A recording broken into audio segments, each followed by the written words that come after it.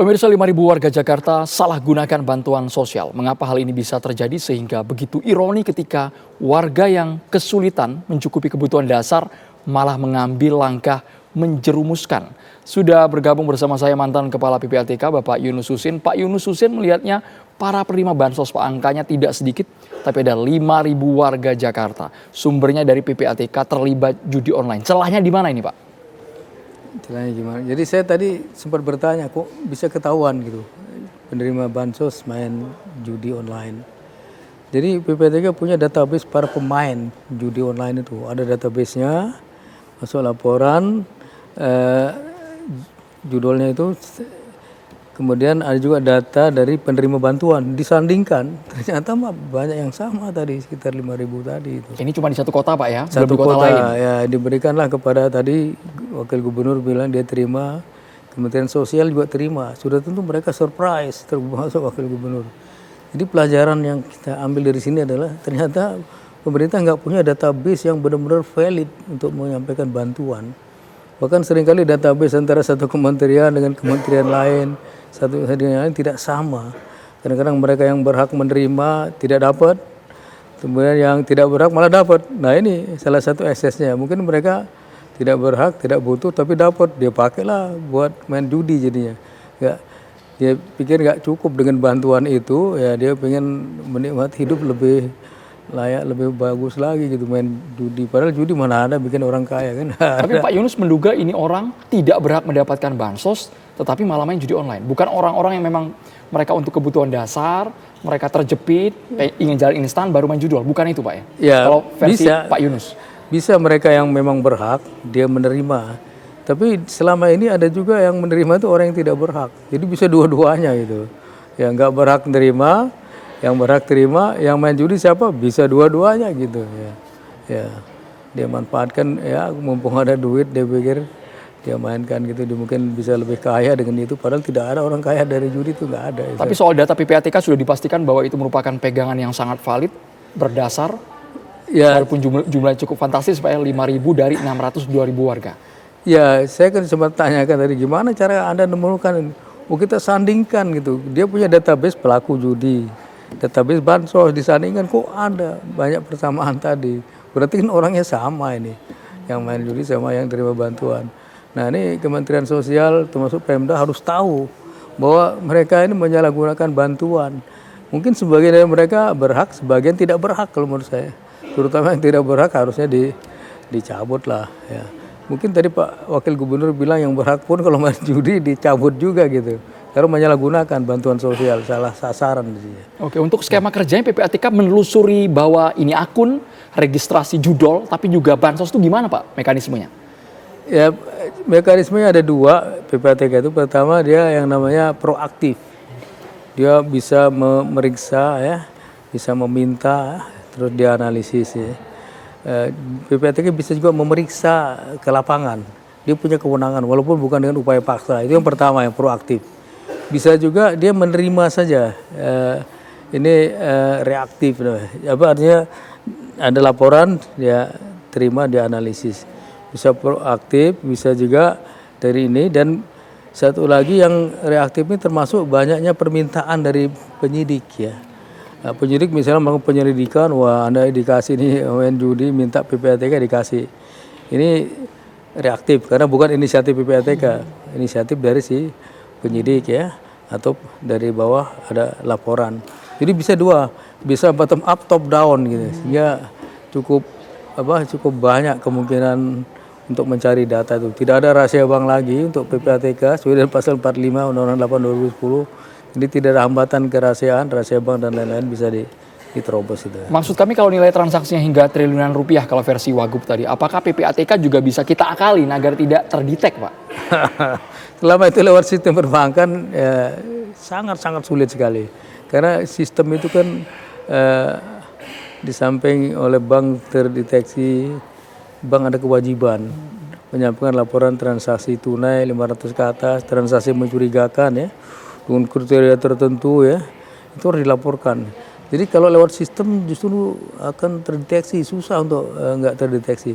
Ya nggak terdeteksi kalau yang by hand, yang cash. Karena cash itu dalam bahasa cuci uang dia anonymous asset, tidak ada catatan, tidak ada nama, tidak ada paper trail. Kalau makanya orang Indonesia suka menyuap dengan uang tunai kan, karena tidak ada paper trail, tidak ada jejak, dia anonymous ya.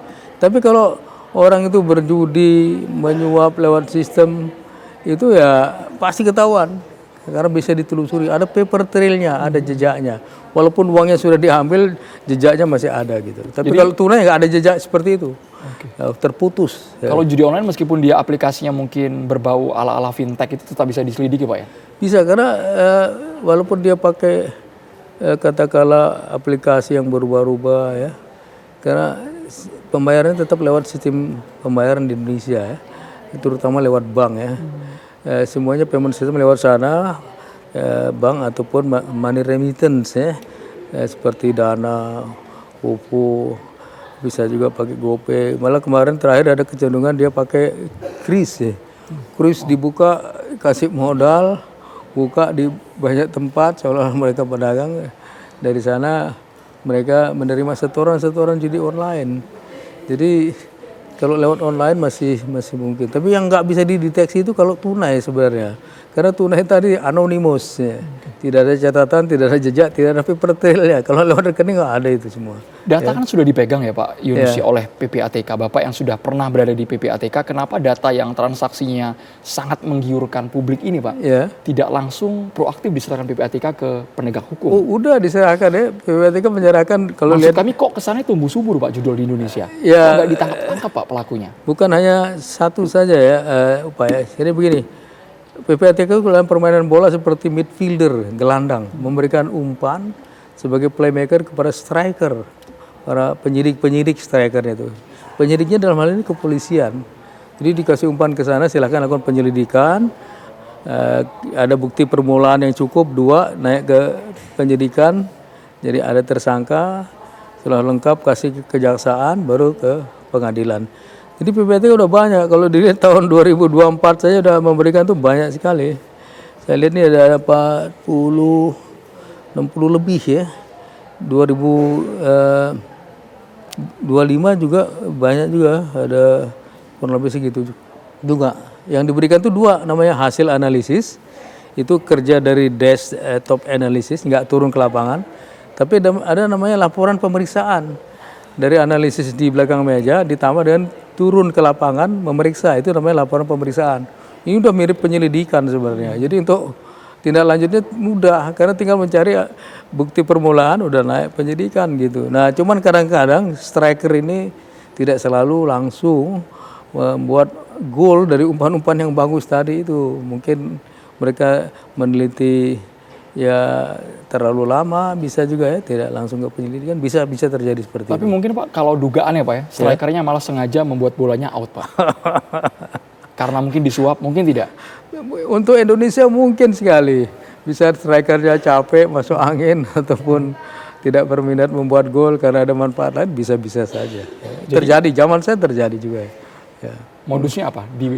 Diberikan iming-iming uang sogokan yang sangat besar sehingga akses judul tetap bisa diterima oleh publik? Ya kalau kan manusia ini homo economicus, motifnya kan mencari uang atau kekayaan. Itu sering jadi motif mereka untuk bertindak gitu. Jadi kalau ada menawarkan imbalan yang besar supaya tidak meneruskan ini, ya bisa-bisa saja. Zaman saya juga pernah terjadi seperti itu, tapi bukan kasus judul ya, pernah terjadi. Ya. Pak Yunus Husin, kalau seandainya bandarnya Pak ya, IP address-nya bukan di domestik, tapi di luar negeri Pak, apakah PPATK masih bisa mengejar hingga ke internasional skalanya? Ya jadi untuk Indonesia ya bisa, memang banyak pakai IP dari luar ya, transaksi mereka ya. Saya tanya juga yang jual-jual pulsa itu, ternyata setelah mereka lihat ada yang rekening diblokir oleh PPATK, IP-nya banyak luar, misalnya Kamboja misalnya. Dalam negeri bisa, di luar negeri sudah tentu perlu bekerja sama dengan penegak hukum ya. Kepolisian dalam hal ini, dia bisa minta ke sana mutual assistance request namanya. Bisa lewat Kementerian Hukum dan HAM sebagai central authority, bisa police to police ya. Mereka ada punya Interpol ya, atau Asianapol ya. Agency to agency juga seperti polisi itu bisa. Tapi makan waktu karena sistem hukum yang berbeda dan jurisdiksi yang berbeda, belum tentu mereka cepat merespon maunya kita, karena mungkin dianggap bukan kepentingan dia, ngapain gue bantuin cepat-cepat begitu. Misalnya kita minta ke Kamboja, Kamboja belum tentu mau respon secepat itu. Jadi harusnya Pak, agar ada langkah tegas yang membuat efek jera antara pemerintah provinsi dan juga PPATK agar para penerima bansos ini tidak menyalahgunakan uangnya, harus seperti apa Bapak? Ya, saya cenderung kalau yang menyalahgunakan dihentikan, tapi yang jelas koordinasi, pertukaran informasi antar instansi itu mutlak dilakukan. Dan pemerintah udah saatnya punya one data, satu data untuk kepentingan umum ya. Jadi jangan sampai data kita itu berbeda-beda gitu, sehingga keputusan diambil berdasarkan data yang tidak valid.